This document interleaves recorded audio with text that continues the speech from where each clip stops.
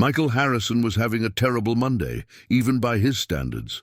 The CEO of Horizon Technologies stood in the elevator of his downtown Boston high-rise, eyes watering and sinuses burning. He could smell it, that unmistakable hint of fragrance lingering in the confined space. Someone had violated the company's strict no-scent policy, and his body was reacting with its usual dramatic flair. "Hold the door!" a voice called, just as the elevator doors began to close.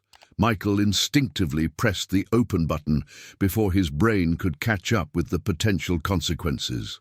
A young woman from marketing rushed in, files clutched to her chest, breathing heavily from her sprint. "Thank you, Mr. Harrison. I'm so sorry. I'm late for the—" Her sentence died as she noticed his reddening eyes and the handkerchief he was raising to his nose. "Oh no. Perfume?" he managed to ask, his voice unnaturally nasal. "Just lotion," she whispered, horror spreading across her face.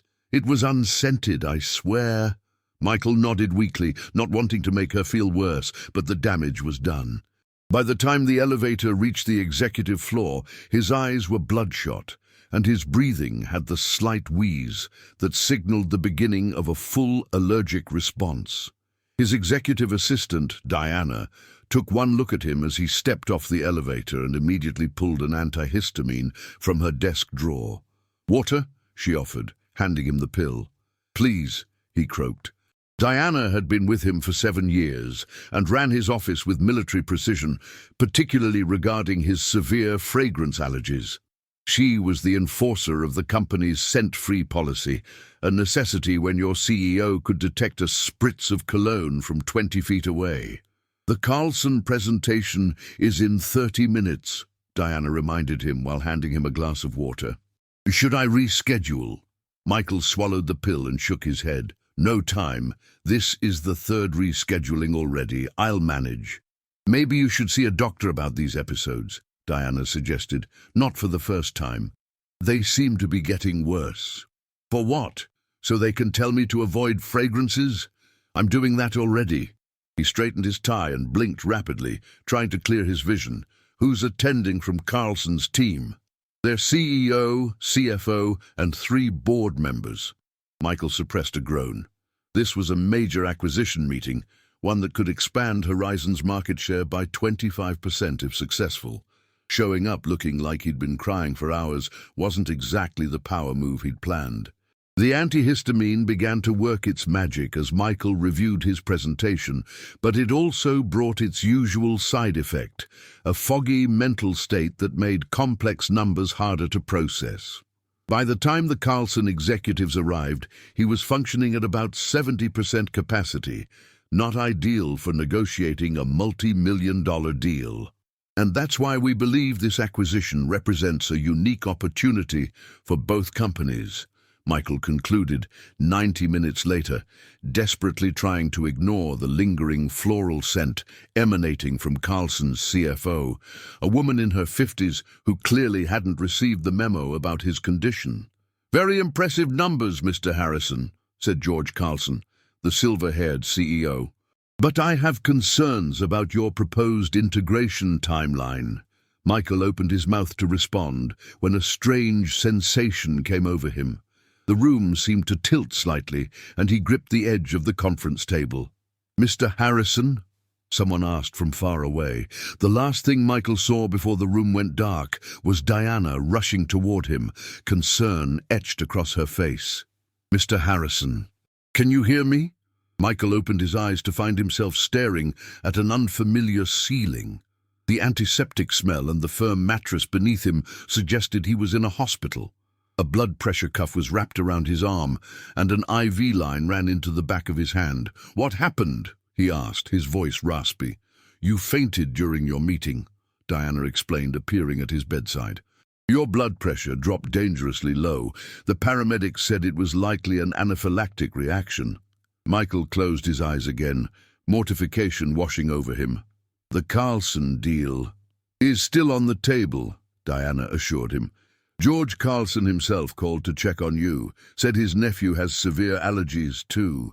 They're giving us until the end of the week to finalize the details." "We small mercies," Michael muttered. A knock at the door interrupted them, and a woman in a white coat entered carrying a tablet. Michael's first impression was of quiet competence. Dark hair pulled back in a practical bun, minimal makeup, intelligent eyes that assessed him quickly. "Mr. Harrison, I'm Dr. Reed, immunology specialist. How are you feeling?" "Like I passed out in front of 5 executives I was trying to impress," he answered dryly. A smile flickered across her face. "Physically, I meant." "Better. Still a bit lightheaded." Dr. Reed nodded, checking his vitals on the monitor. "Your blood pressure has stabilized, which is good. From your medical history, it seems you've dealt with severe fragrance allergies for most of your adult life." "Since college," Michael confirmed, "though never this bad before." "Allergies can intensify over time with repeated exposure," she explained, making notes on her tablet. "What's concerning is the severity of today's reaction. True anaphylaxis can be life-threatening." Diana gave him a pointed look that clearly said, "I told you so." "So what do I do?" Michael asked. "I already avoid scented products. My entire company has a no-fragrance policy." "Which is excellent," Dr. Reed acknowledged, "but we should investigate whether there might be other triggers, or if there's an underlying condition exacerbating your responses." "I'd like to run a comprehensive allergy panel." Michael glanced at his watch, thinking of the mountain of work waiting for him. "How long will that take?" "The tests themselves will take about 2 hours. Results will be back in 48 to 72 hours. He was about to protest when Diana interjected, "I've already cleared your schedule for the afternoon. The board agreed you should take this seriously." Michael shot her a betrayed look, which she met with calm determination. "Fine," he conceded, "but I'm returning to work tomorrow." "We'll see," Dr. Reed said neutrally, in a tone that suggested she was used to difficult patients. "Let's get you prepped for the tests. I'll need to ask you some questions about your medical history first." Diana excused herself to handle some calls, leaving Michael alone with the doctor. As she pulled a chair beside his bed, he noticed something strange. Unlike the harsh antiseptic hospital smell he'd detected earlier, there was a different scent near her, something herbal and earthy, with hints of what might be lavender or mint. "Do you wear perfume, doctor?" he asked abruptly, bracing himself for the familiar irritation in his sinuses. Dr. Reed looked startled. "No, of course not. I work with allergy patients daily. That would be irresponsible." "There's a scent," Michael insisted, unconsciously leaning slightly forward. "Something herbal." Understanding dawned on her face. "Oh, that's probably my hand cream. It's unscented commercially, but I make it myself with natural aloe vera and some herbs from my garden. Most of my patients with fragrance sensitivities actually tolerate it well, but I can wash it off if it's bothering you." Michael realized with surprise that not only was he not reacting negatively to the scent, but he actually found it pleasant. For someone whose experience with fragrances consisted entirely of burning sinuses and watery eyes, the sensation was novel enough to be disorienting. "No, it's fine," he said, confused by his own reaction. "I'm not having a reaction to it." "Interesting," Dr. Reed remarked, her professional curiosity clearly piqued. "Many commercial fragrances are actually complex chemical compounds that trigger immune responses. Natural plant oils can sometimes be tolerated, even by sensitive individuals.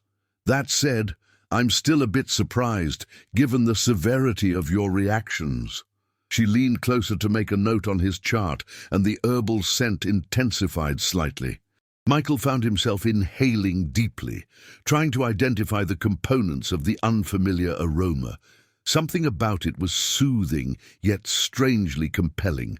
Without thinking, he leaned forward, following the scent to its source.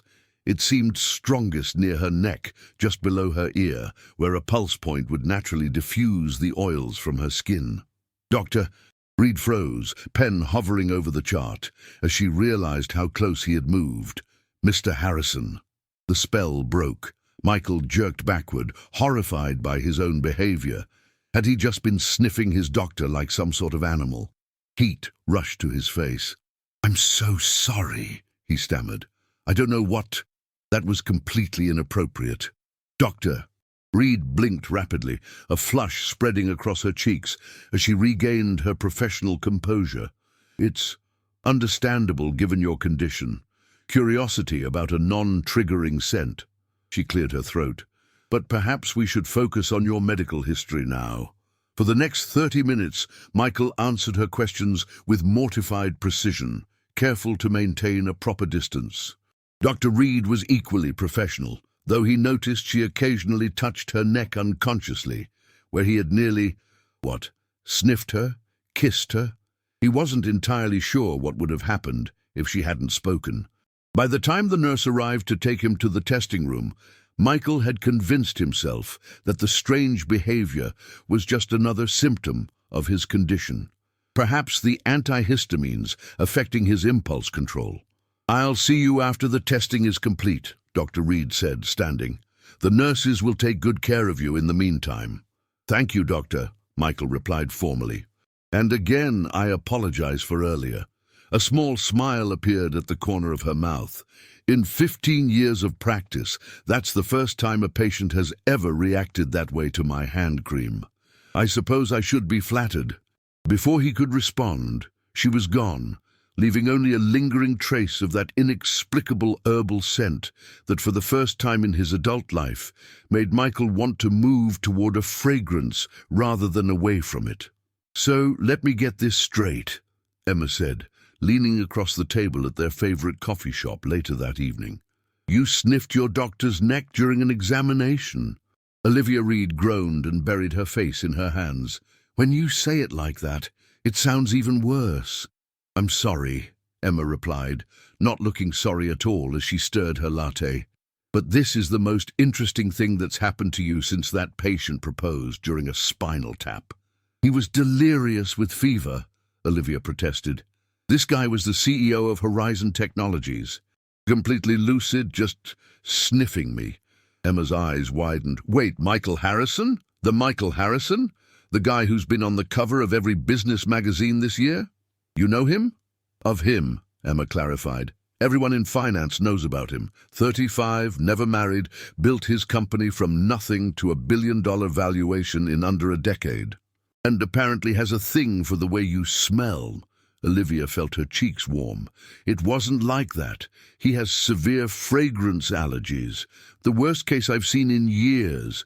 He was probably just surprised that he didn't react badly to my hand cream." "Uh-huh," Emma said skeptically.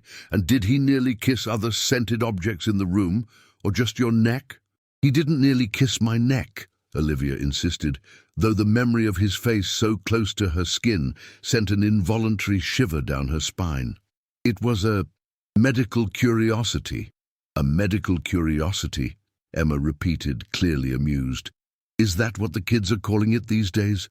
Olivia changed the subject, asking about Emma's work at the investment firm, but her mind kept returning to the strange encounter. Michael Harrison had been an unusual patient in more ways than one. Despite his obvious embarrassment, she'd noticed his keen intelligence during their conversation, the way he asked precise questions about his condition. And if she were being completely honest with herself, there had been something undeniably compelling about him, with his intense blue eyes and the vulnerability that seemed to contradict his powerful CEO status. "Earth to Olivia," Emma was saying, waving a hand in front of her face. "You completely zoned out. Were you thinking about your sniffing CEO again?" "I was thinking about an unusual medical case," Olivia corrected primly. "His allergy panel showed some interesting anomalies I need to look into further." "When will you see him again?" "Thursday, for his follow-up appointment." Olivia took a sip of her tea, hoping to appear nonchalant. "It's purely clinical." "Of course," Emma agreed with a knowing smile. "Just make sure you wear that same hand cream, for science." Olivia rolled her eyes, but as they gathered their things to leave, she found herself wondering if Michael Harrison would notice if she did. Thursday arrived too quickly, and not soon enough for Olivia. She'd spent the previous 2 days trying not to think about Michael Harrison and failing miserably. Her mind kept returning to that moment. his face inches from her neck, his expression a mix of wonder and confusion that had momentarily made her forget she was his doctor. "Get it together, Reed," she muttered to herself as she reviewed his test results for the third time that morning. She deliberately scheduled him as her last appointment of the day, telling herself it was to ensure she had enough time to discuss his complex case properly. The fact that it also meant fewer colleagues would be around to witness any potential awkwardness was merely a convenient coincidence. The allergy panel results were genuinely fascinating from a medical perspective. Michael showed extreme sensitivity to nearly all synthetic fragrances, with reactions strong enough to explain his anaphylactic episode. But there was something else. An anomaly in his immune response to certain natural compounds that Olivia hadn't seen before. A knock on her office door interrupted her thoughts. Her nurse, Patty, poked her head in. "Your 4:30 is here, Dr. Reed." "The CEO with the perfume allergy." "Thank you," Olivia replied, straightening her lab coat. "Give me 2 minutes, then send him in." After Patty closed the door, Olivia quickly checked her reflection in the small mirror she kept in her desk drawer. She looked the same as always, hair secured in its practical bun, minimal makeup, professional attire beneath her white coat. She had deliberately chosen not to use her homemade hand cream today, opting instead for the hospital-approved unscented lotion from the dispensers. Yet as she tucked a stray strand of hair behind her ear, she couldn't help but feel a flutter of nerves that had nothing to do with medical professionalism. When the door opened again, Michael Harrison entered with the confident stride of someone accustomed to commanding rooms. Today he wore a charcoal suit that probably cost more than her monthly rent, though his tie was slightly loosened, the only hint that he might not be entirely at ease. "Dr. Reed," he greeted her, extending his hand. "Mr. Harrison," she replied, accepting the handshake. His grip was firm, but not overpowering, his hand warm against hers. "Please, have a seat." As he settled into the chair opposite her desk, Olivia noticed him inhale subtly, followed by the briefest flicker of disappointment crossing his features. "Different lotion today?" he asked casually. Olivia felt heat rise to her cheeks. "Hospital standard. I thought it best, given your sensitivities." "Ah." He nodded, then added with a small smile, "I actually didn't have a reaction to yours." "Yes, well," she cleared her throat and turned to her computer screen. "Speaking of your reactions, I have your test results." For the next 15 minutes, Olivia explained the findings in detail.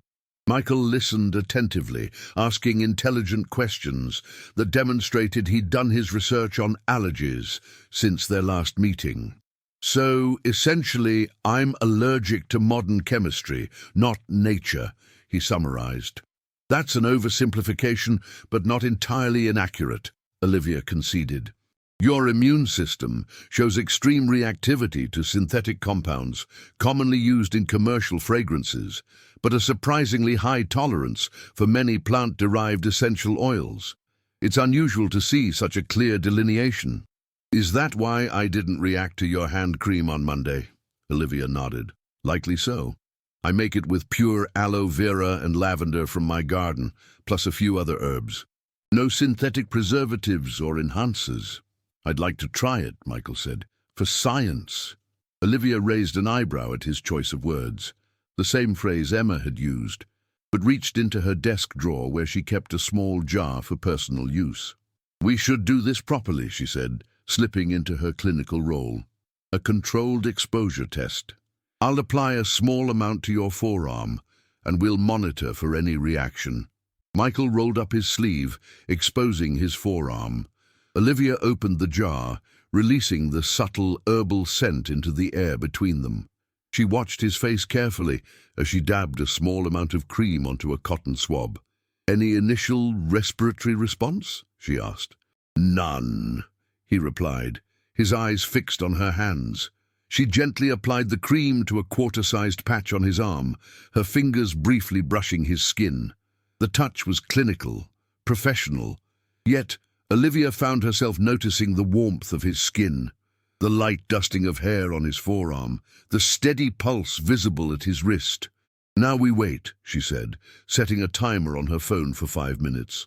Let me know if you feel any itching, burning, or respiratory changes. Michael nodded, but he seemed distracted. He leaned forward slightly, bringing his arm closer to his face, and inhaled. It smells different on my skin than it does on yours, he observed. Body chemistry alters the scent profile of most compounds, Olivia explained automatically. That's why the same perfume smells different on different people. On you, it smells like... He paused, searching for words. Like a garden after rain. Earthy, but with something else. Something that makes me want to... He stopped abruptly, looking slightly embarrassed. Makes you want to what? Olivia found herself asking, her voice softer than she'd intended. Their eyes met, and for a moment, the professional boundaries between them seemed to thin. Michael opened his mouth to respond, when the timer on Olivia's phone chimed loudly, breaking the moment. 5 minutes, she announced, grateful for the interruption. Any reaction? Michael examined his arm. Nothing. No itching, no redness. Good. Let's wait another 5 minutes to be certain.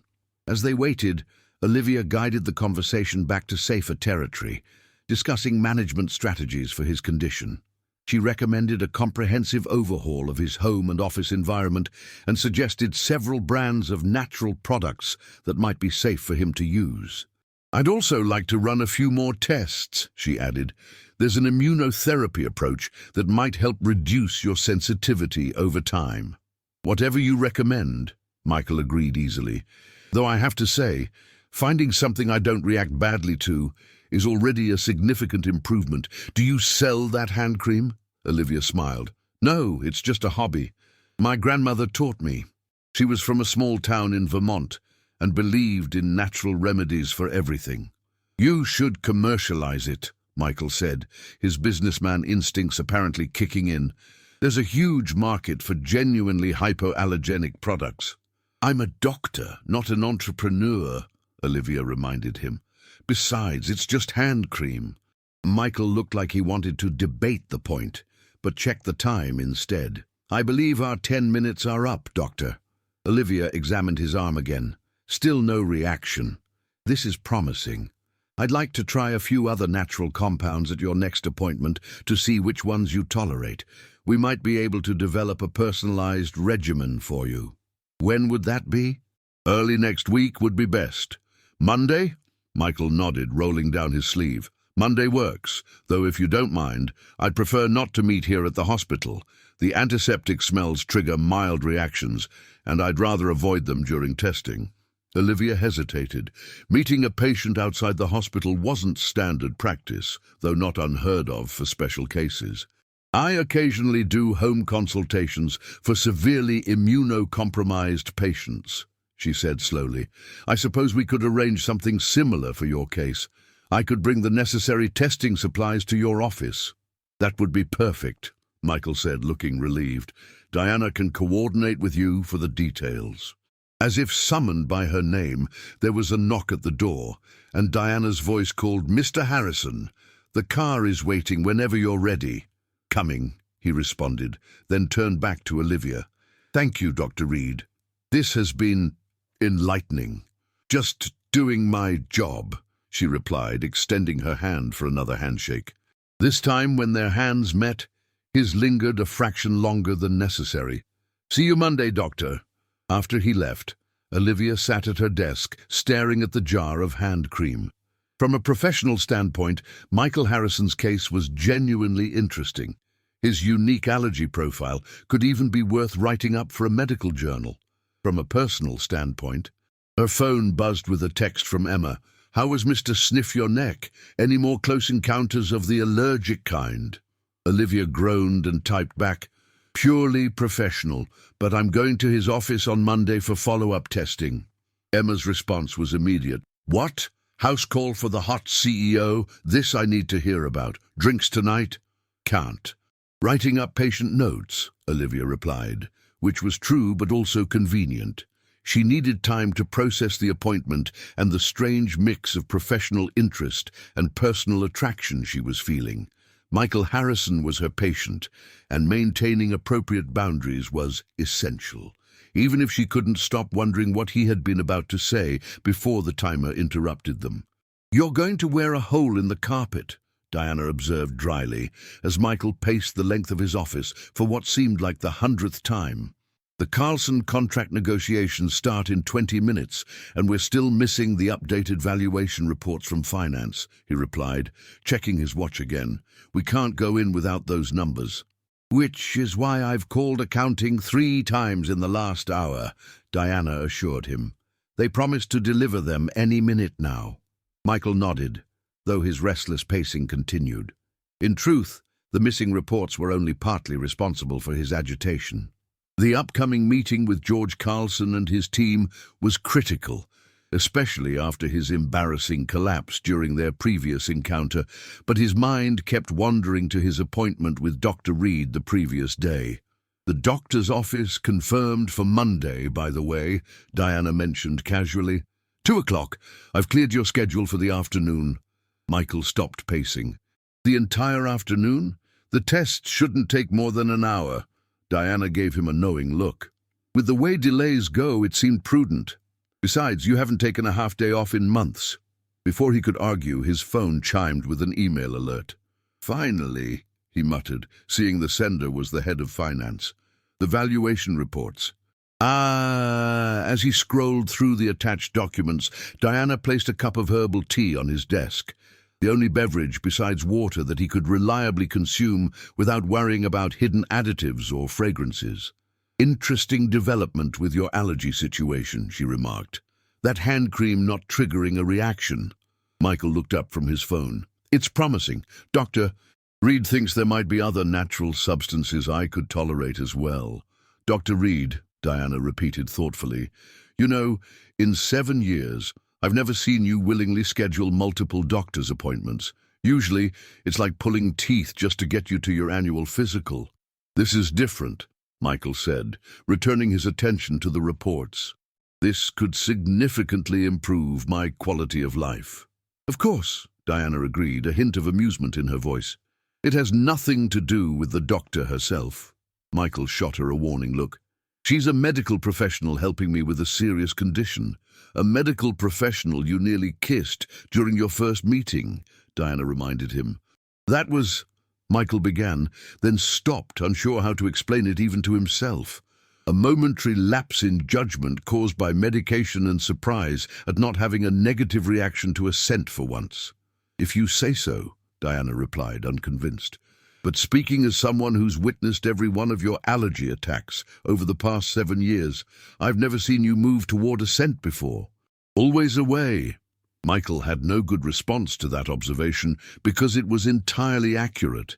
His entire adult life had been structured around avoidance of perfumes, colognes, scented candles, air fresheners, fabric softeners, and countless other everyday items that most people never thought twice about. The experience of being drawn to a scent was so foreign that he still wasn't entirely sure how to process it. "The Carlson team will be here in 15 minutes, Diana said, mercifully changing the subject. "Conference room is prepared, water and unscented hand wipes are at every place setting, and I've warned them again about your condition." "Thank you," Michael said sincerely. "And I'm sorry about the last meeting. That must have been difficult to manage after I exited dramatically." Diana shrugged. "Not the first crisis I've handled. Besides, George Carlson was surprisingly understanding. Said his nephew has severe nut allergies. Still, I appreciate it. Just doing my job," Diana replied. "Though if you really want to show appreciation, you could consider that vacation time I keep suggesting." Michael smiled wryly. "One medical crisis at a time, please." As Diana left his office, Michael found himself staring at the calendar notification for Monday's appointment. Dr. Olivia Reed. He'd done some research on her after their first meeting, graduated top of her class from Johns Hopkins, specialized in immunology with a focus on allergic responses, published several papers in prestigious medical journals. Professionally, she was exactly the kind of expert he needed. The problem was, his interest didn't feel entirely professional. There had been a moment during yesterday's appointment when she'd applied the cream to his arm, her fingers cool against his skin, that he'd felt an inexplicable urge to capture her hand in his. And when she'd asked what her scent made him want to do, Michael shook his head, forcing his attention back to the Carlson acquisition. He was a CEO in the middle of a major business deal, not a teenager with a crush. Whatever this strange reaction to Dr. Reed was, he needed to keep it in perspective. She was helping him with his medical condition, nothing more. Even if the prospect of Monday's appointment made his heart beat a little faster than the multi-million-dollar negotiation he was about to enter. Sunday evening found Olivia in her kitchen, surrounded by small glass jars and botanical ingredients. Her apartment smelled like an herb garden, with bundles of dried lavender, chamomile, and rosemary hanging from a rack above her counter. A pot of aloe vera gel simmered gently on the stove, waiting to be mixed with the various herb infusions she had prepared. This was her Sunday ritual, creating the balms, creams, and teas that connected her to her grandmother's memory. Margaret Reed had been a practical woman who believed that the earth provided remedies for most ailments if one knew where to look. She had taught Olivia to identify healing plants during summer visits to her Vermont farmhouse, passing down recipes handwritten in a worn leather journal that now occupied a place of honor on Olivia's bookshelf. Modern medicine was Olivia's calling and passion, but these quiet hours working with plants kept her grounded. Tonight, however, her mind wasn't as peaceful as usual. Tomorrow, she would be going to Michael Harrison's office with a collection of these homemade remedies to test his reactions, and the thought made her uncharacteristically nervous. Her phone rang, displaying Emma's name on the screen. Olivia tucked it between her ear and shoulder as she continued measuring herbs. "Before you ask, no, I haven't cancelled the appointment," she said by way of greeting. Emma laughed. "Hello to you too, and why would you cancel? This is the most interesting thing to happen to your love life in forever." "It's not my love life. It's a medical consultation," Olivia insisted, pouring strained lavender oil into a measuring cup. "At his office, with your homemade potions. Testing what makes him attracted to your scent. Testing what doesn't trigger his allergies," Olivia corrected. "It's a legitimate medical investigation." "Uh-huh," Emma said skeptically. "And have you prepared for this legitimate medical investigation by making a fresh batch of that hand cream he liked so much?" Olivia glanced guiltily at the ingredients spread across her counter. "I'm making several different formulations to test various botanical compounds." "Of course you are," Emma replied, amusement clear in her voice. "Very scientific. And does your scientific approach include wearing that navy dress that makes you look amazing?" "I'll be wearing my lab coat," Olivia said primly. "Over what, though?" Olivia sighed. "Why are we friends again?"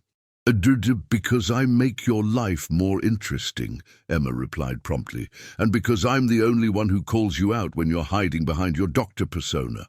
"I'm not hiding. I'm being professional." "Olivia," Emma said, her tone softening, "when was the last time you were interested in someone? Really interested, not just a coffee date that went nowhere?" Olivia stirred the simmering aloe, considering the question. "That's not relevant to this situation." "It's completely relevant. You've buried yourself in work since the David disaster 2 years ago. This CEO guy is the first man I've heard you mention with anything approaching excitement." "He's my patient," Olivia reminded her friend. "Even if there was something there, which there isn't, it would be completely inappropriate." "He's consulting you for allergies, not cancer," Emma countered. "And once you help him figure out what he can tolerate, he won't be your patient anymore." "That's not how medical ethics work." "Actually, it kind of is. There are cooling-off periods for doctor-patient relationships, not lifetime bans." Olivia frowned. "Have you been researching medical ethics codes?" "Maybe," Emma admitted. "Just keeping my options open for your future happiness." Despite herself, Olivia laughed. "You're impossible." "I'm optimistic," Emma corrected.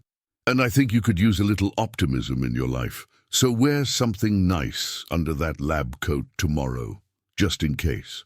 After they hung up, Olivia turned her attention back to her herbs, but Emma's words lingered in her mind. It had been a long time since she'd felt genuine interest in someone. After the messy end of her relationship with David, a fellow doctor who had ultimately chosen his career advancement over their future together, she had thrown herself into her work, finding satisfaction in helping patients and advancing her research. But there had been something about Michael Harrison's reaction to her, that look of wonder when he realized her scent didn't trigger his allergies, the intensity in his eyes when he'd leaned toward her, that had awakened something she'd almost forgotten, the flutter of attraction, the quiet thrill of possibility. As she bottled her various herbal creations, carefully labeling each for tomorrow's testing, Olivia told herself firmly that professional interest was all she felt. Michael Harrison was a fascinating medical case, nothing more. But when she laid out her clothes for the next day, the navy dress somehow found its way onto the hanger next to her lab coat. Monday afternoon arrived with a nervous energy that Michael couldn't quite shake. He changed his shirt twice, a behavior so uncharacteristic that Diana had raised an eyebrow when she noticed. "The blue brings out your eyes," she commented dryly as he emerged from his private bathroom in the second shirt. "Though I'm sure Dr. Reed will be focused entirely on your allergies." Michael ignored the comment. "Is the conference room ready?" "Small conference room is prepared as requested. Air purifiers running since morning, surfaces wiped down with unscented cleaners, and the absolutely no fragrances sign is posted on the door." "And the Carlson contract?"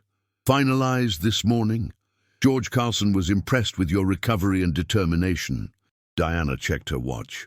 "Dr. Reed should be here in 20 minutes. I'll bring her directly to the conference room when she arrives."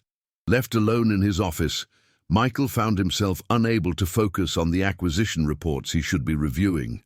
Instead, he stood by the floor-to-ceiling windows, looking out at the Boston skyline. The autumn afternoon cast a golden light over the city, highlighting the changing leaves in the park below. His phone buzzed with a text from his sister. "Did the doctor's appointment help with your allergies?" Michael texted back, "Follow up today. Promising developments." "Actual medical progress? Or just a pretty doctor?" came the immediate response. Michael frowned. Was he that transparent? "Both," he admitted after a moment's hesitation. 3 dots appeared, then, "Now I'm intrigued. Details required at Sunday dinner." Before he could respond, Diana's voice came through the intercom. "Dr. Reed has arrived." Michael took a deep breath, straightened his tie, and walked toward the conference room, telling himself this was purely medical. Olivia had been in impressive offices before, but Horizon Technologies' headquarters was exceptional. The sleek building with its minimalist design spoke of success without ostentation. The security guard who checked her ID had clearly been briefed, immediately mentioning that the building maintained strict fragrance-free zones on the executive floor. Diana met her at the elevator, elegant and efficient in a tailored pantsuit. "Dr. Reed, thank you for coming. Mr. Harrison is looking forward to your consultation." "I brought several formulations to test," Olivia explained, lifting her medical bag. "Excellent. I've prepared the small conference room according to your specifications." As Diana led her through the office, Olivia noticed employees giving her curious glances. She wondered how many of them knew about their CEO's embarrassing episode with her at the hospital. The conference room was perfectly prepared, well ventilated, with surfaces cleared of potential allergens. Michael stood as they entered, and Olivia was struck again by his presence. Today, he wore a blue shirt that enhanced the color of his eyes, making them appear even more intensely blue than she remembered. "Dr. Reed," he greeted her with a small smile, "thank you for accommodating this arrangement. Your allergies are severe enough to warrant special considerations," she replied professionally, though she was acutely aware of having chosen to wear the navy dress beneath her lab coat. Diana excused herself, closing the door behind her. And suddenly, Olivia felt the intimacy of the space. She busied herself unpacking her testing supplies. "I've prepared several natural formulations based on your initial response to the lavender compound," she explained, arranging small jars on the conference table. "Each contains different botanical ingredients that might be tolerable for your particular sensitivity profile." "How many people have allergies like mine?" Michael asked, taking a seat beside her rather than across the table. "Your specific pattern is quite rare. Most people with fragrance sensitivities react to both synthetic and natural compounds." She glanced at him. "You're something of a medical unicorn, Mr. Harrison." "Michael," he corrected. "If you're going to be rubbing various substances on my skin, we should probably be on a first-name basis." "Olivia, then," she conceded, feeling a small thrill at the informality. "Shall we begin?" The testing proceeded methodically. Olivia applied small amounts of each formulation to different areas of Michael's forearm, carefully noting his reactions. He tolerated most of the herb-based creams without issue, though a citrus-infused version caused mild irritation. "Your theory appears correct," she observed, impressed by the results. "Your immune system distinguishes between synthetic fragrances and natural botanical compounds in a way I've rarely seen." "So, I'm not allergic to everything scented after all," Michael said, relief evident in his voice. "Not everything natural, at least." Olivia began packing away the testing materials. "I can provide recipes for safe household products you could use: laundry soap, cleaning supplies, even personal care items." "You'd do that?"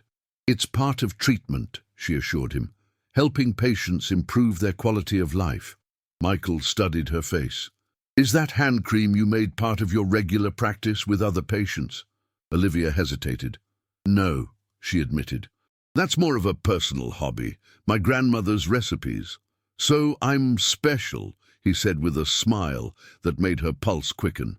"Medically interesting," she clarified, though she felt heat rising to her cheeks. "Interesting enough for you to share more of your grandmother's remedies?" There was something in his tone, a warmth, an invitation that went beyond professional consultation. "I could prepare some samples for you," she offered, "for medical purposes." "Of course," he agreed, "though perhaps we could discuss them outside of office hours. Over dinner, maybe." Olivia stilled. "That would be inappropriate. You're my patient." "Am I? You've diagnosed my condition and identified substances I can tolerate. Isn't the medical portion of our relationship essentially complete?" She hadn't expected this directness. "There are ethical considerations, which is why I'm asking about dinner next week, not tonight," Michael said gently, "after your final recommendations are delivered and my case is officially closed." Olivia should have said no immediately. It was the proper professional response. Instead, she found herself asking, "Why?" "Because from the moment I first caught your scent, something changed," he said simply. "For the first time in my adult life, I wanted to move toward a fragrance rather than away from it. That seems significant, don't you think?" The honesty in his words caught her off guard. "It's just a biochemical reaction," she said, but even to her own ears, the explanation sounded insufficient. "Maybe," Michael acknowledged, "or maybe it's something worth exploring further, not as doctor and patient, but as Olivia and Michael." Before she could respond, a knock at the door interrupted them. Diana entered with an apologetic expression. "I'm sorry, Mr. Harrison, but the Tokyo office is calling about the Nakamura proposal. They say it's urgent." Michael nodded, though he looked reluctant. "I need to take this. Would you excuse me for a few minutes, Olivia?" "Of course," she replied, grateful for the interruption that gave her time to collect her thoughts. After he left, Diana lingered. "He hasn't looked this relaxed in years," she observed. "Whatever you're doing for his allergies, it's working." "It's a simple matter of identifying non-triggering substances," Olivia explained. Diana gave her a knowing look. "Is that what we're calling it?" Olivia busied herself organizing her supplies. "How long has he had these allergies?" since before I started working for him, but they've worsened over the past few years. The stress of building the company hasn't helped." Diana paused. "He's a good man, you know, demanding but fair, loyal to those who earn his trust." Are you giving me a character reference?" Olivia asked, surprised. "Just sharing observations," Diana replied with a slight smile. "As someone who's protected his health for 7 years." After Diana left, Olivia stood by the window, considering Michael's dinner invitation. The medical ethics weren't as clear-cut as she'd implied. Once treatment concluded, a cooling-off period was recommended but not mandated. The question wasn't whether she could accept, but whether she should. Her phone buzzed with a text from Emma. "How's the CEO allergy consultation going? Any medical breakthroughs? Or other kinds of breakthroughs?" Olivia typed back, "He asked me to dinner after treatment concludes." The response was immediate. "Say yes!" Olivia put her phone away as Michael returned, looking apologetic. "Sorry about that. International business never sleeps." "It's fine," she assured him. "I should be going anyway. I'll email you the recipes for safe products, and that will conclude your treatment plan." Michael nodded, then asked quietly, "And my dinner invitation?" Olivia hesitated, professional caution warring with personal interest. "I'll consider it," she finally said, "after the treatment plan is delivered." "I'll take that as an encouraging maybe," he replied with a smile that made her glad she hadn't given an outright refusal. As Diana escorted her back to the elevator, Olivia found herself already mentally composing the email and wondering what one wore to dinner with a CEO who was allergic to perfume, but not, apparently, to her. "You asked her to dinner?" Jason asked incredulously, passing Michael a beer as they watched the Patriots game that evening. "Bold move for a guy who hasn't dated in, 2 years?" 18 months. Michael corrected, taking the unscented, gluten-free beer his friend had thoughtfully provided. "And it seemed like the natural next step." Jason laughed. "Natural? You're allergic to everything, and suddenly you're making moves on your doctor. That's not natural, that's a medical miracle." "She's not just any doctor," Michael said, then paused as he realized how that sounded. "Clearly," Jason agreed with a knowing grin. "So what is it about Dr. Reed that has you breaking your self-imposed dating hiatus?" Michael considered the question as the Patriots scored a touchdown. The truth was both simple and complex. "She smells good," he finally said. Jason nearly choked on his beer. "That's it. She smells good." "You don't understand what that means for someone with my condition," Michael explained.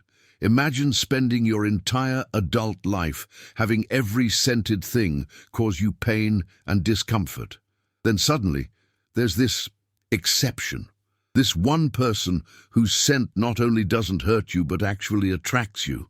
"When you put it that way, it does sound significant," Jason acknowledged. "Though there must be more to it than just her smell." "She's brilliant," Michael added. "Accomplished, dedicated to her work. And there's a quiet confidence about her that's compelling." "Plus she's hot," Jason suggested with a smirk. Michael gave him a flat look.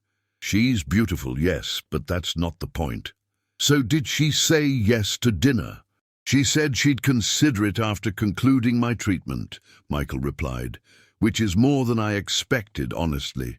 "And if she says yes, where will you take her? Most restaurants are fragrance minefields for you." Michael had already thought about this. "I know a place. Small Italian restaurant in the North End. The owner's wife has chemical sensitivities, so they maintain a fragrance-free policy." "You've put some thought into this," Jason observed. "You must really like her." "I'm intrigued by her," Michael clarified. "And I want to understand this connection." "Connection," Jason repeated with air quotes. "Is that what the kids are calling it these days?" Michael ignored the teasing. On screen, the Patriots fumbled, and the conversation turned to the game. But part of his mind remained on Olivia and whether she would accept his invitation. For the first time in years, he found himself hoping for something that had nothing to do with business success or managing his condition. He was hoping for a beginning. The email with Michael's treatment plan took Olivia longer to write than any medical report in recent memory. She revised it multiple times, ensuring it was thoroughly professional while incorporating everything she'd learned about his unique allergic profile. Finally satisfied, she attached the recipes for natural alternatives to common household products, added her digital signature, and hit send. Within minutes, a response appeared in her inbox. "Thank you, Dr. Reed, for your thorough and helpful recommendations. I'll begin implementing them immediately. Since my treatment is now officially complete, I'd like to renew my dinner invitation. Are you available this Saturday at 7 p.m.? I know a restaurant that's both excellent and safe for my condition." Looking forward to your response, Michael Harrison Olivia stared at the email, cursor hovering over the reply button. The professional part of their relationship was indeed concluded. Any decision now was personal rather than ethical. Emma's voice echoed in her mind. "When was the last time you were interested in someone? Really interested?" She began typing, "Dear Michael, thank you for your prompt response. I'm pleased you found the treatment plan helpful. Regarding your invitation, I would be happy to join you for dinner on Saturday at 7 p.m. Best regards, Olivia Reed. Simple, straightforward, not overthinking it." Before she could second-guess herself, Olivia hit send. His response came almost immediately. "Wonderful. I'll pick you up at 6:30. Looking forward to continuing our conversation without medical charts between us." Olivia smiled at his message, a mix of nervousness and anticipation settling in her stomach. For the first time in 2 years, she had a date with a man who was allergic to everything except, somehow, her. She texted Emma, "I said yes to dinner with the CEO." The phone rang seconds later. "Details," Emma demanded by way of greeting. "Every single one." "There's not much to tell yet," Olivia protested. "We're having dinner on Saturday." "Where is he taking you? What are you wearing? Has he kissed you yet?" "An Italian restaurant. I haven't decided, and of course not, but you want him to," Emma said confidently. Olivia didn't answer immediately, which was answer enough. "I knew it," Emma crowed. "The proper Dr. Reed, falling for a patient." "Former patient," Olivia corrected. "And I'm not falling for him. I'm exploring a unique biochemical connection." "Is that what the kids are calling it these days?" Emma teased. Despite herself, Olivia laughed. "You and your euphemisms." "Seriously, though," Emma said, her tone softening. "I'm happy for you. It's been too long since you've given anyone a chance." "It's just dinner," Olivia cautioned, though even as she said it, she knew it wasn't entirely true. There was something about Michael Harrison that had captured her interest from their very first unusual meeting. "Well, just dinner or not, you're coming shopping with me tomorrow," Emma declared. "If the CEO of Horizon Technologies is taking you out, you need something spectacular to wear." Olivia thought about protesting, then remembered the way Michael had looked at her in her navy dress. "Nothing scented," she stipulated. "Of course not," Emma agreed. "We want him sniffing you for the right reasons." "Emma!" "Too far. Way too far." But as they made plans to meet, Olivia found herself smiling. Saturday couldn't come quickly enough. Saturday evening arrived, with uncharacteristic nerves for both Olivia and Michael.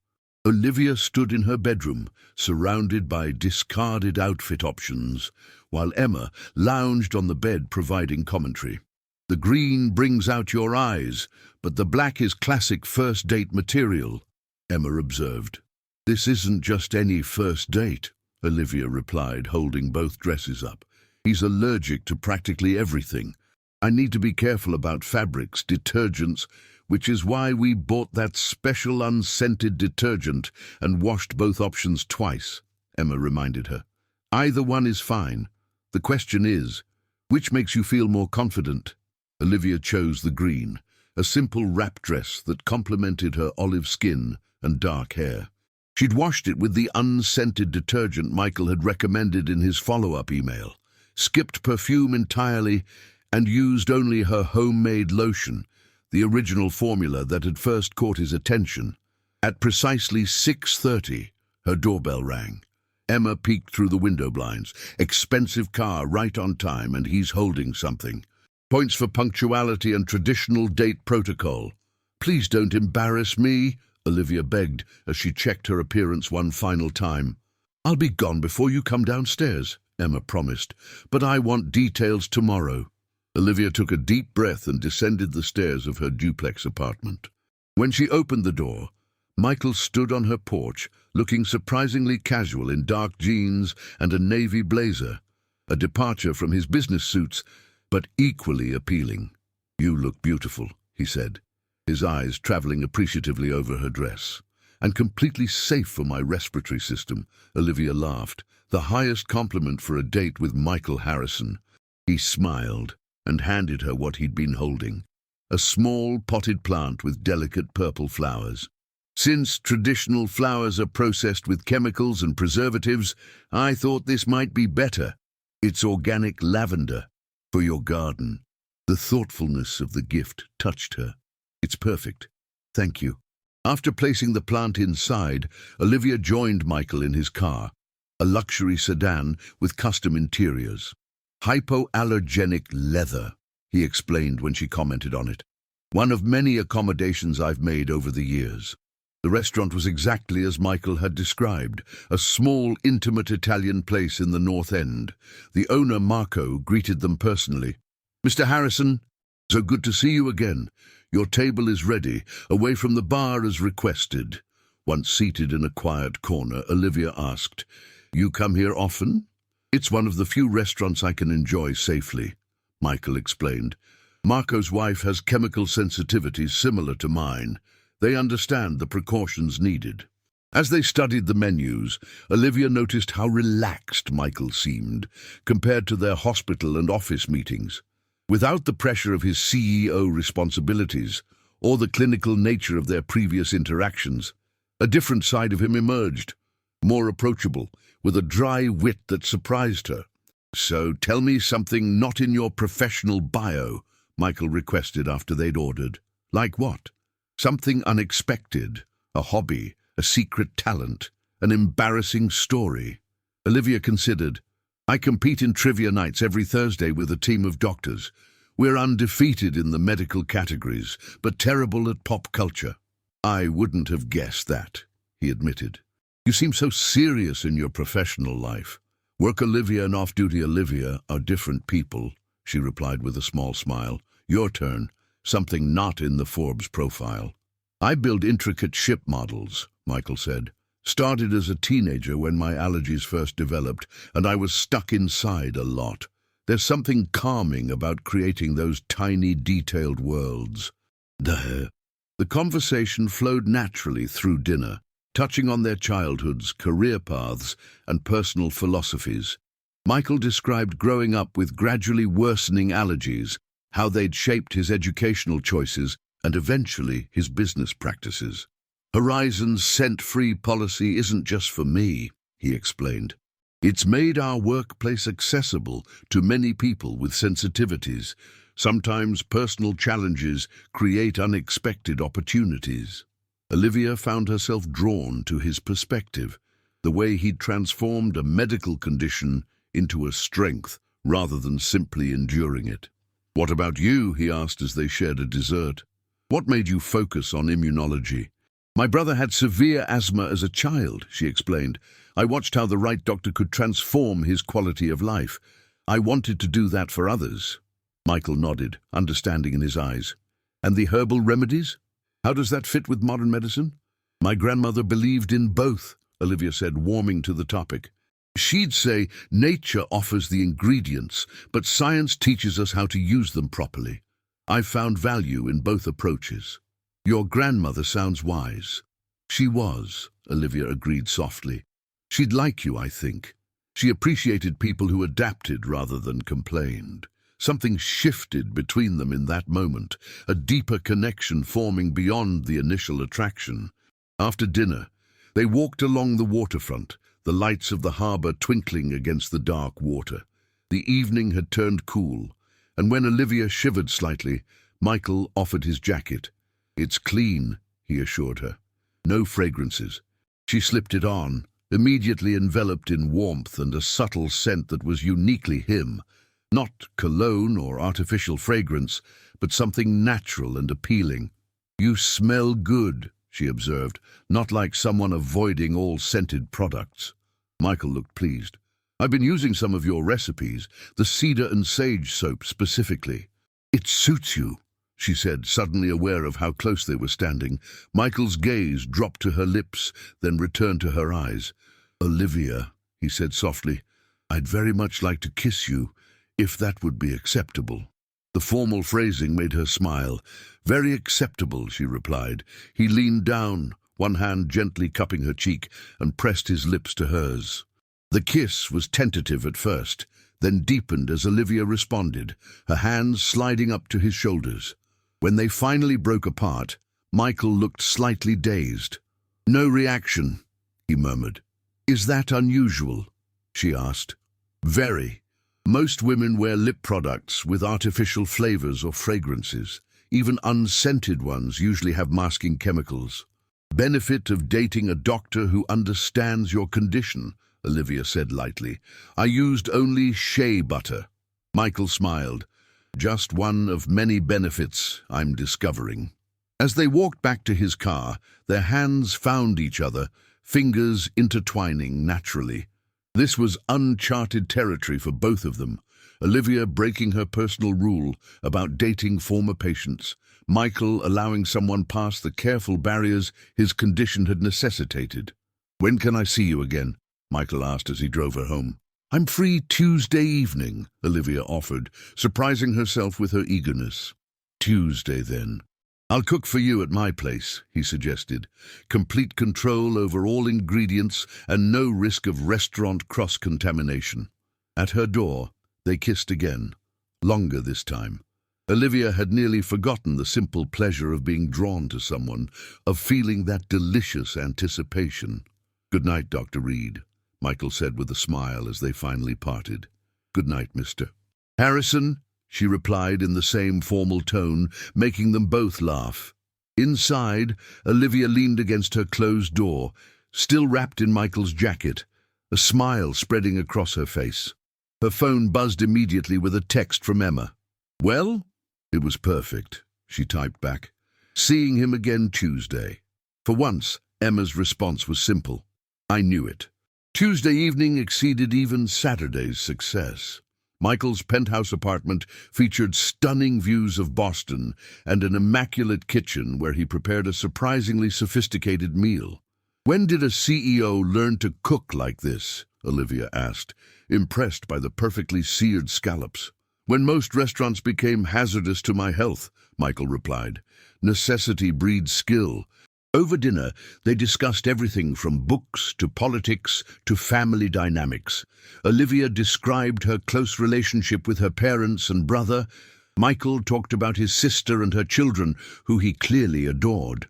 "They're the only ones who never treated my condition as a liability," he explained.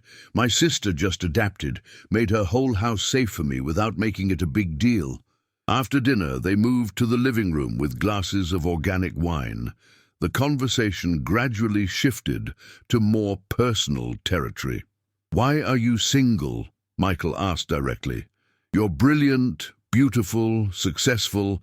I find it hard to believe there haven't been serious contenders." Olivia considered how much to share.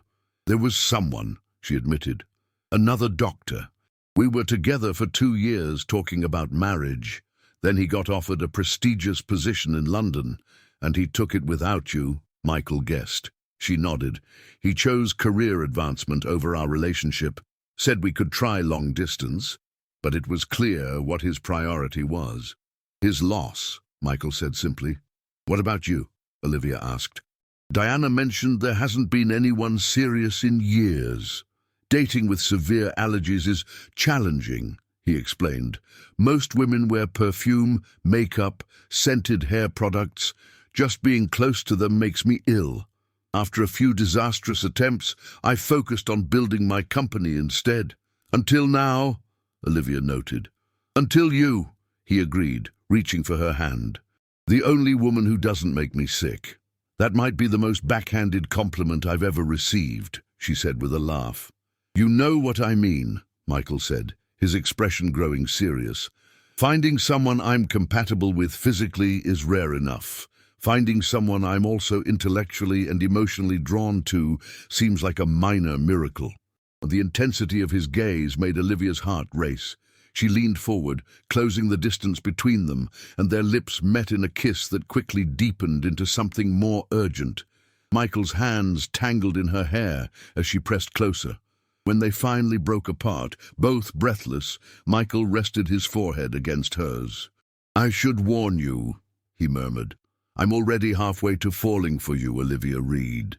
Instead of the panic such a declaration might normally have triggered, Olivia felt a rush of warmth.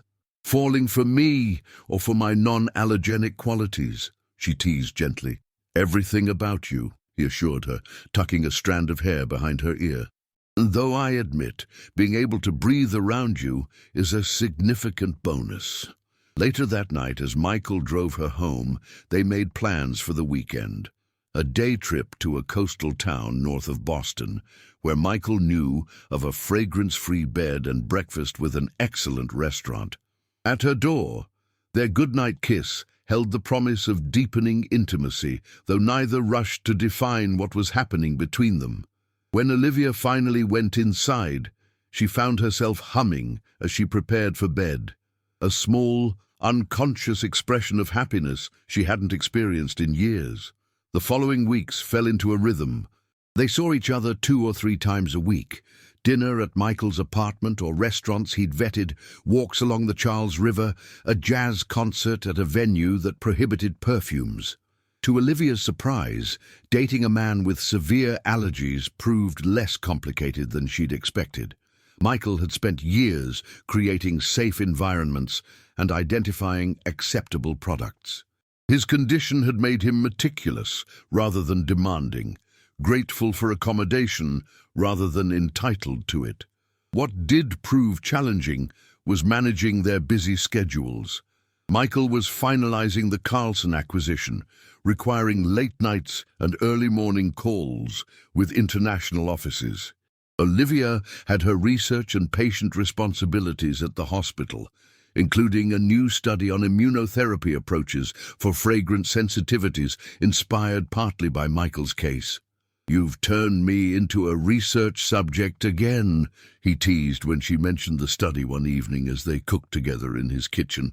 You're my inspiration, not my subject, she corrected, bumping her hip against his playfully, though I would love to include your case history anonymously in the paper.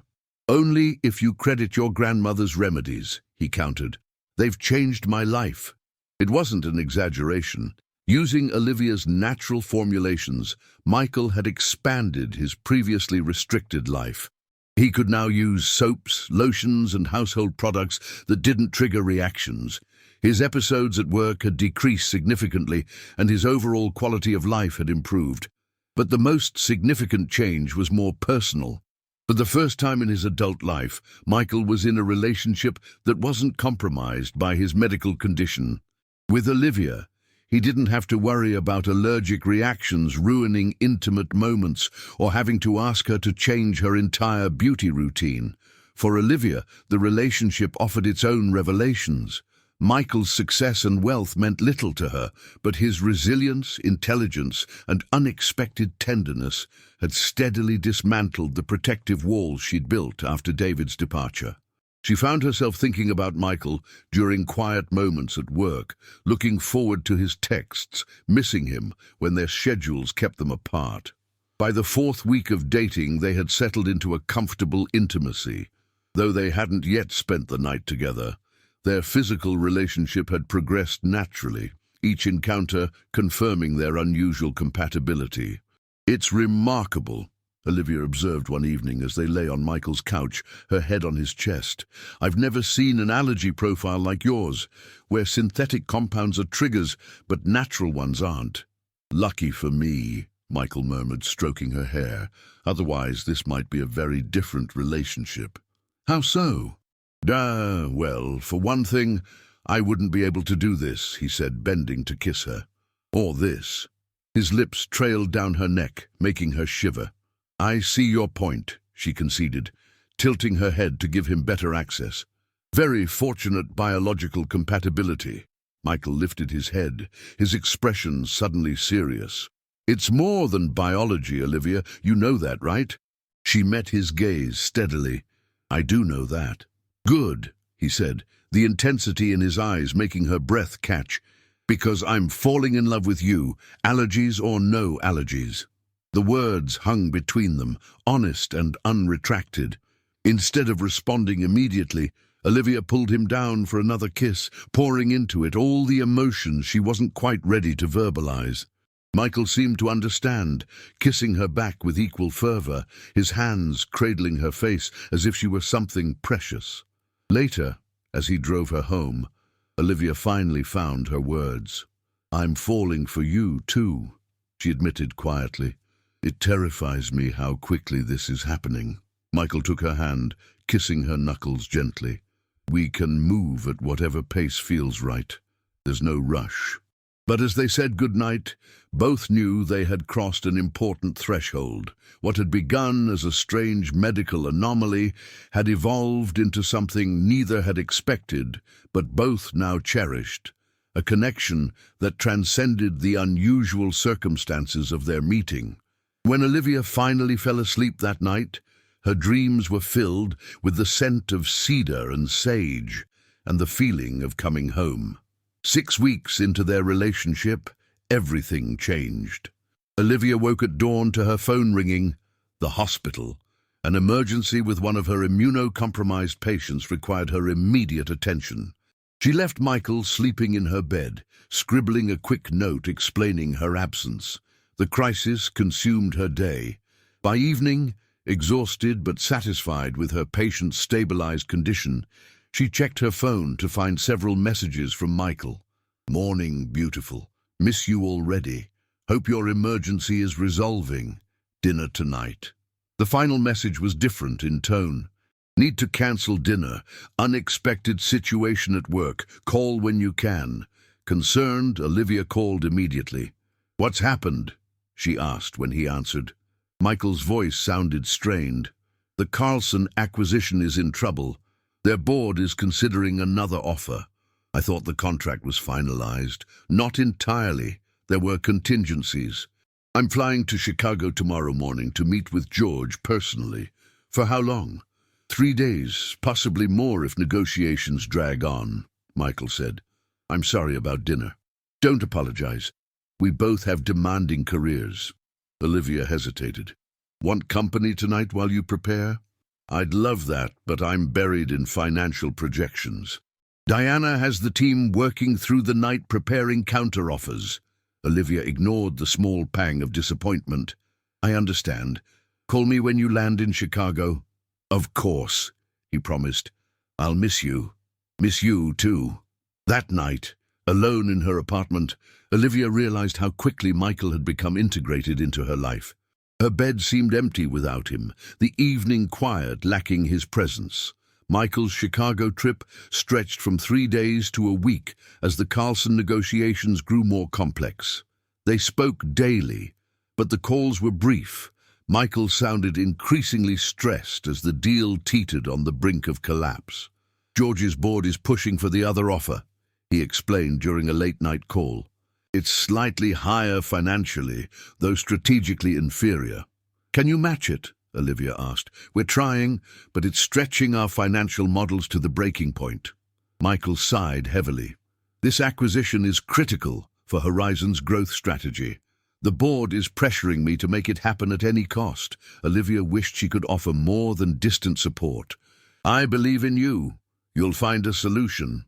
When Michael finally returned to Boston, he looked exhausted, dark circles under his eyes, his normally immaculate appearance slightly rumpled.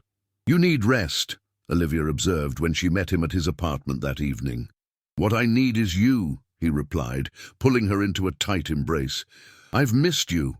They ordered takeout from a safe restaurant, and Michael briefed her on the Carlson situation while they ate. We've made a counteroffer that stretches our finances, but might be enough. George is sympathetic, but his board members are divided. When will you know? They vote tomorrow. Michael ran a hand through his hair, a gesture Olivia had come to recognize as a sign of stress. If this fails, it's a major setback for our expansion plans. The board might question my leadership. That's ridiculous, Olivia protested. You've doubled the company's value in 5 years. Business has a short memory, he said grimly. You're only as good as your last deal. Wanting to comfort him, Olivia suggested he take a hot shower while she prepared a pot of herbal tea, a calming blend from her grandmother's recipes. When Michael emerged, looking somewhat more relaxed, she handed him the steaming mug. This smells different, he observed, taking a cautious sip. Special blend. Lavender, chamomile, and a few other herbs to help with stress. Michael smiled for the first time that evening. Doctor's orders? Girlfriend's concern, she corrected. The term hung between them. They hadn't officially labeled their relationship until now. Michael set down his mug and took her hands. I like the sound of that, he said softly. Later, as they lay in bed, Michael finally relaxed enough to sleep, his arm draped protectively over Olivia's waist. She watched him for a while, noting how vulnerable he looked in sleep, the worry lines temporarily smoothed from his face. Whatever happened with the Carlson deal, Olivia resolved to be there for him through the aftermath. This relationship had become precious to her, worth protecting through professional storms. The news came the following afternoon. The Carlson board had accepted the competing offer. Olivia was between patient appointments when Michael texted, "Deal fell through. Emergency board meeting called. Might be a late night." She responded immediately, "I'm sorry. Let me know if you need anything." His reply was delayed by several hours. Board meeting tense. Questions about my judgment. Need to focus on damage control. Talk tomorrow. That night, Olivia slept poorly, worried about Michael. She'd never seen him so defeated, and she understood the professional stakes involved. His identity was deeply connected to his success as Horizon's leader. The next day passed without communication until evening, when Michael finally called. "How bad is it?" Olivia asked without preamble. "Pretty bad," he admitted. "The board is concerned about the resources we devoted to the failed acquisition. Some are questioning my strategic vision. That's unfair. You can't control the decisions of Carlson's board. In business, results matter more than fairness." Michael sounded resigned. "I need to develop a new growth strategy quickly to regain their confidence." "What can I do?" "Just be patient. I need to focus entirely on work for the next few days." Olivia understood, though she hated feeling helpless. "Of course, whatever you need." Over the next week, Michael became increasingly distant, consumed by work, sleeping in his office some nights, cancelling their few planned meetings. Olivia respected his need to address the professional crisis, though she missed him terribly. Emma tried to reassure her during their weekly coffee. "It's just a work emergency. Once it passes, things will return to normal." "I know," Olivia said, stirring her tea absently. "I just wish I could help somehow." "You can, by giving him space to solve his professional problems without relationship pressure." Olivia nodded, recognizing the wisdom in this advice. Still, a small insecurity nagged at her. Was Michael pulling away for reasons beyond work? 10 days after the Carlson collapse, Olivia was surprised to receive a call from Diana. "I hope you don't mind me contacting you," Michael's assistant began, "but I'm concerned about him." "What's wrong?" Olivia asked immediately. "He's working himself to exhaustion, barely eating, sleeping at the office most nights. And this morning he had another allergic episode, the worst I've seen in months." Alarm shot through Olivia. "What triggered it?" "New cleaning service used the wrong products in the executive bathroom. His eyes were swollen shut within minutes of exposure." "Did he use his emergency medication?" "Yes, but he refused to leave the office even after I suggested it." "He has a crucial presentation to the board tomorrow, his new strategic plan." Olivia made a decision. "Text me your office address. I'm coming over." "Thank you," Diana said, relief evident in her voice. "Use my name at security. I'll make sure you get in." An hour later, Olivia entered Horizon Technologies headquarters, carrying her medical bag. Diana met her at the elevator, looking worried. "He's in his office. The medication reduced the swelling, but he's still not well, and he's being—" She hesitated. "Stubborn," Olivia suggested. "Precisely." Diana led her to Michael's office, knocking once before opening the door. "Michael, you have a visitor." Michael looked up from his computer, surprise registering on his still puffy face. "Olivia, what are you doing here?" "House call," she replied, setting her bag on his desk. Diana quietly withdrew, closing the door behind her. "You didn't have to come," Michael said, though his tone lacked conviction. "Clearly I did," Olivia countered, assessing his condition with a professional eye. The swelling around his eyes had reduced but not disappeared entirely. His breathing sounded slightly labored. "When did you last take the antihistamine?" 4 hours ago. "And the inhaler?" "I haven't needed it." Olivia gave him a skeptical look and removed a stethoscope from her bag. "Shirt open, please." Michael complied with a faint smile. "Bossy." "Doctor," she corrected, listening to his lungs. The slight wheezing confirmed her suspicions. "You should be using the inhaler. There's bronchial inflammation." "I have a board presentation tomorrow," Michael protested. "I can't be sedated from medication." "You won't make it to the presentation if you have a full anaphylactic episode," Olivia pointed out, removing several items from her bag. "I've brought something that might help without the sedative effects." She produced a small jar of salve. "My grandmother's remedy for respiratory inflammation. All natural ingredients you've already tested and tolerated." Michael looked skeptical, but didn't object when Olivia applied the salve to his chest in a practiced, clinical manner. The herbal scent filled the air between them. "Deep breaths," she instructed. Michael inhaled, then nodded with surprise. "That actually helps." "I also brought these." Olivia produced a thermos of herbal tea and a container of food. "Diana mentioned you haven't been eating properly." "You coordinated with my assistant behind my back?" Michael raised an eyebrow. "She called me because she's worried about you, as am I."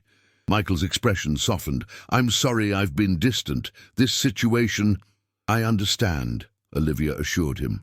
"But neglecting your health won't help your company." "I know." Michael took her hand. "I've missed you." "Eat something," she said gently. "Then tell me about this presentation you're so worried about." Over the simple meal Olivia had brought, Michael explained his new strategic plan, a pivot from large acquisitions to strategic partnerships and internal development.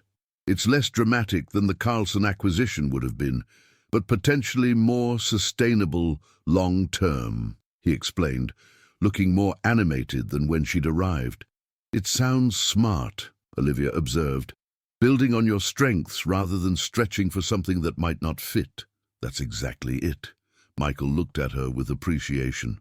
"You understand business strategy better than most of my board." "I understand logical thinking," she replied, "and I understand you." Michael's expression grew serious. "I've handled this badly, haven't I? Shutting you out while dealing with the crisis." "You did what you thought necessary," Olivia said diplomatically. "That's a very kind way of saying yes." He sighed. "I'm not accustomed to balancing a relationship with professional crises. Previous relationships always took a distant second place to work." "And this one?" Olivia asked quietly. Michael met her gaze directly. "This one matters more than any I've had before, which is why I've been afraid of failing at both simultaneously." The honesty in his words touched Olivia deeply. "You haven't failed at anything. The acquisition didn't work out, but you've developed an alternative strategy. And I'm still here." "Why are you?" Michael asked, genuine wonder in his voice. Most women would have given up after a week of cancelled dates and minimal communication. "I'm not most women," Olivia reminded him, "and I love you." The words slipped out naturally, without premeditation. Olivia hadn't planned to make such a declaration in Michael's office in the midst of his professional crisis, but once spoken, she didn't regret them. Michael stared at her for a long moment, then stood and pulled her into his arms. "I love you too," he whispered against her hair. more than I can properly express. When they kissed, it felt like coming home after a long absence. Eventually, Olivia pulled back slightly. You still need to rest before tomorrow's presentation. Stay with me tonight? Michael asked. I'll actually sleep if you're there. On one condition, Olivia stipulated. You use the inhaler now, and again in the morning if needed. Your lungs need the medication. Doctor's orders? He asked with a small smile. Girlfriend who loves you orders, she corrected gently. Michael nodded, accepting both the medication and the declaration. Those I can follow. The board presentation the next day was a success, with Michael's new strategic vision receiving cautious approval. Olivia received a jubilant text afterward. Plan accepted. Dinner tonight to celebrate. As they shared a quiet meal at Michael's apartment that evening, Olivia noted the positive change in his demeanor.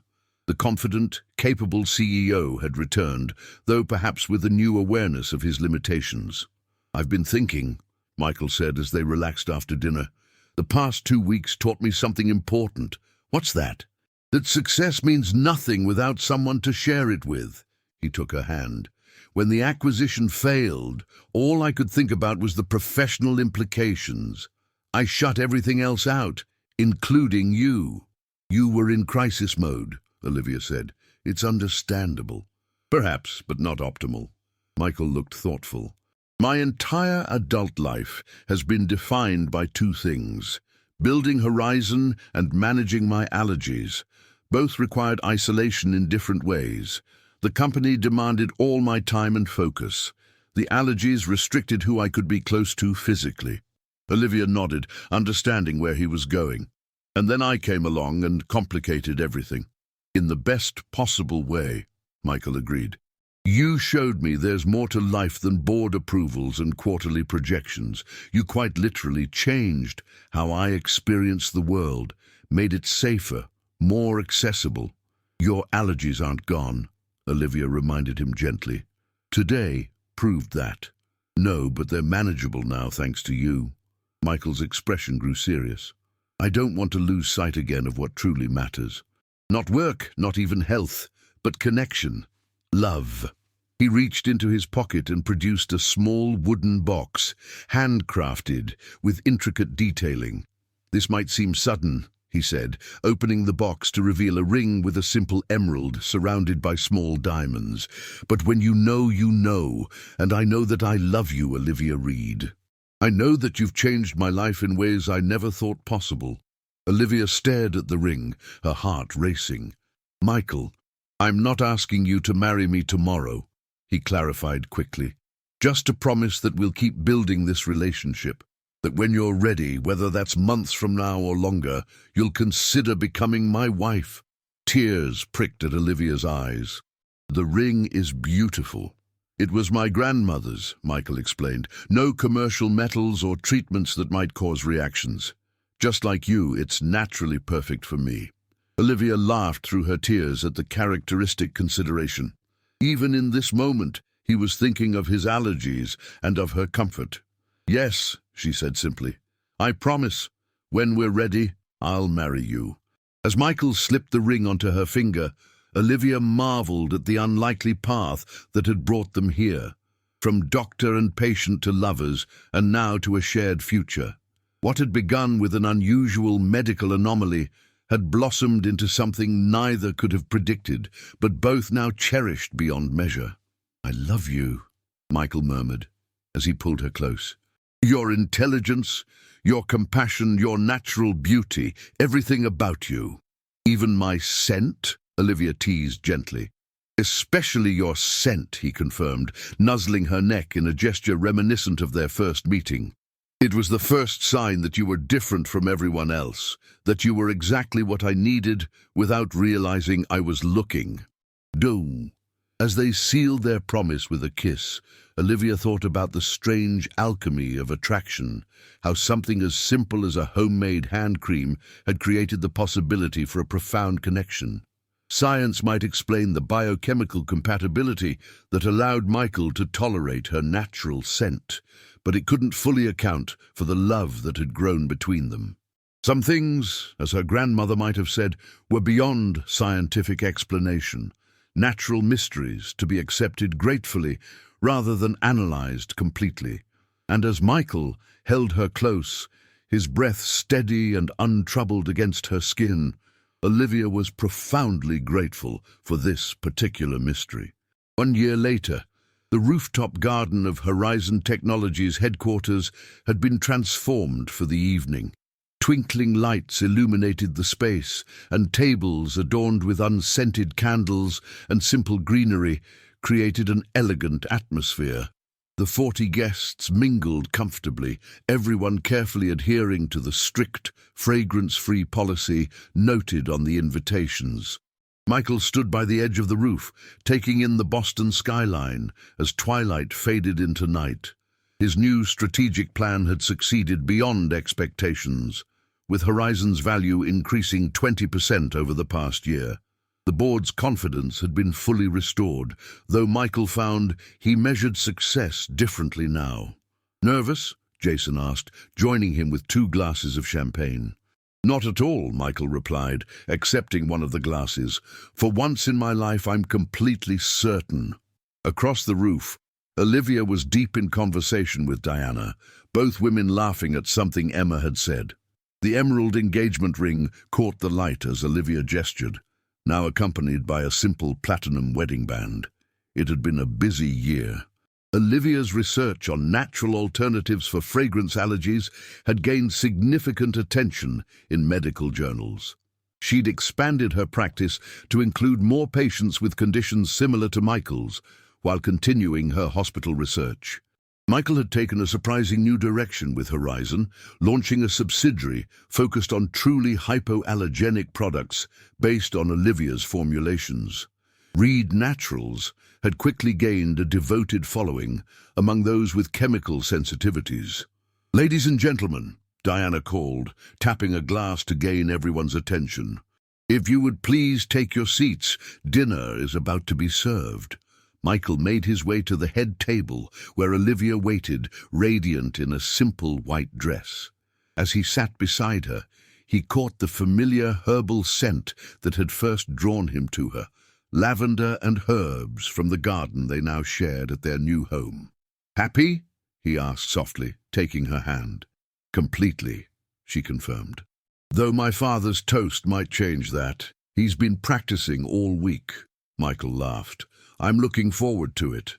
The intimate dinner party had been their compromise between eloping and a traditional wedding. With both sets of parents, siblings, and close friends gathered, they had exchanged vows in a simple ceremony just before sunset, followed by this celebration. George Carlson raised his glass from a nearby table. Despite the failed acquisition, he and Michael had maintained a friendly relationship, eventually forming a strategic partnership between their companies. "To the newlyweds," he called, "proof that when a deal is meant to happen, nothing can stand in its way." Laughter and applause followed the toast, glasses raised around the rooftop. As dinner progressed, Dr. Reed, Olivia's father, rose for his promised speech.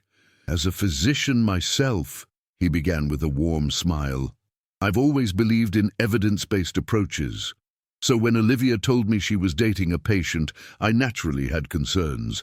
Gentle laughter rippled through the gathering, but then she explained the unusual circumstances of their meeting. How Michael's severe allergies had somehow made an exception for my daughter's natural remedies. As a doctor, I found it medically fascinating. As a father, I found it rather poetic. He turned to the couple. "Some might call it a medical anomaly. Others might say it's chemistry. I prefer to think of it as fate. The two people, so perfectly suited to each other, found their way together despite the odds." He raised his glass. "To Michael and Olivia, may your love continue to flourish naturally, without artificial additives or preservatives."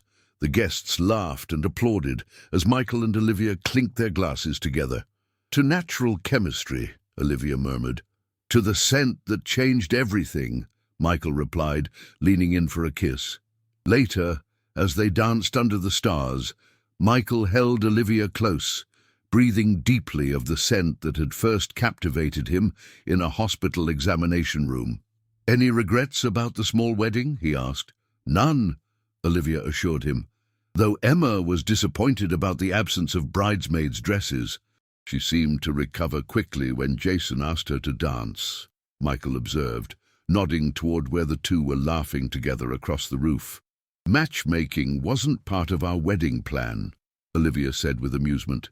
"Consider it a bonus," Michael replied, "like finding love while seeking medical treatment." Olivia smiled up at him. "That reminds me, the journal accepted my case study. Your anonymous allergic reaction to everything except your future wife is now immortalized in medical literature.